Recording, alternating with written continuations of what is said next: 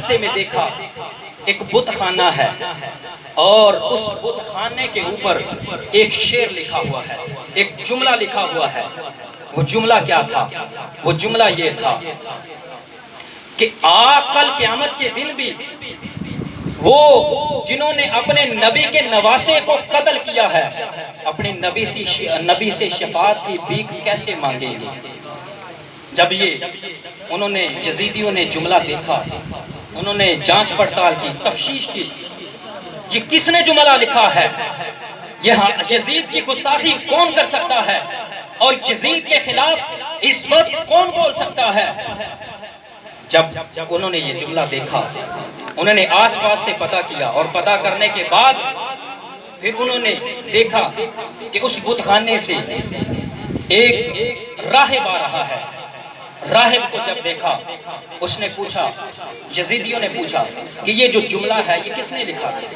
اس نے کہا مجھے بھی یہ نہیں پتا کہ جملہ کس نے لکھا ہے، لیکن صرف اتنا جانتا ہوں کہ آپ کے نبی حضرت محمد مصطفیٰ صلی اللہ علیہ وسلم کہ آنے سے پہلے 500 سال پہلے یہ جملہ کسی نے لکھا تھا۔ اور ایک روایت میں ہے کہ وہ جملہ دیوار کو پھاڑ کر کسی نے اپنا ہاتھ آگے بڑھایا اور اس ہاتھ پہ یہ جملہ لکھا ہوا تھا۔ جب یہ جملہ انہوں نے دیکھا، جب ان کو وہ شستر حیران رہ گئے، یہ جملہ اتنی پہلے کا لکھا ہوا، چونکہ رات کا شام کا وقت تھا، ٹائم گزر گیا، چونکہ انہوں نے قریب ہی جا کر کہیں پر پڑاؤ کرنا تھا، وہ لٹے ہوئے قافلے کے ساتھ حضرت امام زین العابدین بھی ہیں۔ جب راہب نے یہ دیکھا کہ یہ جو نیزے پہ سر ہے یہ کس کا سر ہو سکتا ہے، جب اس نے دیکھا تو اس نے سمجھ لیا کہ یہ جو جملہ ہے یہ یزیدیوں پہ ہی صادق آ سکتا ہے، یہ انہوں نے کام کیا ہے، اپنے نبی کے نواسے کو اس کو قتل کر دیا ہے اور قتل کر کے ان کا سر انور وہ ایک نیزے کے اوپر چڑھایا ہوا ہے۔ باب ذی وقار جب انہوں نے اس راہب نے دیکھا، اس نے جب دیکھا تلاوت قرآن حکیم لبوں سے حرکت کر رہے ہیں، لب حرکت کر رہے ہیں اور لبوں سے قرآن حکیم کی تلاوت ہو رہی ہے، کہیں نہ یا سبحان اللہ۔ جب اس ماحول کو دیکھا وہ تڑپ اٹھا، لرز اٹھا اور ایک غیر مسلم ہو کر، ایک پادری ہو کر اس نے جب یہ دیکھا، عیسائیوں کا عالم ہو کر اس نے جب یہ سارا منظر دیکھا، اس نے یزیدیوں کو اس کو پتا تھا کہ یہ لالچ میں آ جائیں گے۔ اس نے کیا کیا؟ اس نے یزیدیوں کو 10,000 دینار کا لالچ دیا۔ اس نے کہا کہ اگر میں تمہیں 10,000 دینار دوں تو تم اسے سن انور کو آج رات کے لیے میرے پاس رہنے دو گے؟ یزیدیوں نے کہا ٹھیک ہے، ہاں لالچ میں آ گئے۔ انہوں نے کہا ٹھیک ہے، آج رات ہم آپ کے پاس ہی پڑاؤ کرتے ہیں۔ چنانچہ جب انہوں نے رات کا پڑاؤ ڈالا اور وہ سن انور وہ راہب اپنے گرجا گھر میں لے کے چلا جاتا ہے، وہاں پر جا کر وہ حضرت امام علی مقام کے چہرے مبارک کو صاف کرتا ہے، کپڑوں سے صاف کرتا ہے، خوشبو لگاتا ہے اور امام علی مقام کے چہرے کو تکتا ہے اور زیارت کرتا ہے، روشنی پاتا ہے۔ دیکھتا کیا ہے؟ زمین سے لے کر فرش سے لے کر اس کے آسمانوں تک وہ روشنی ہی روشنی ہے، نور ہی نور ہے۔ اس کا گرجا گھر منور ہو گیا۔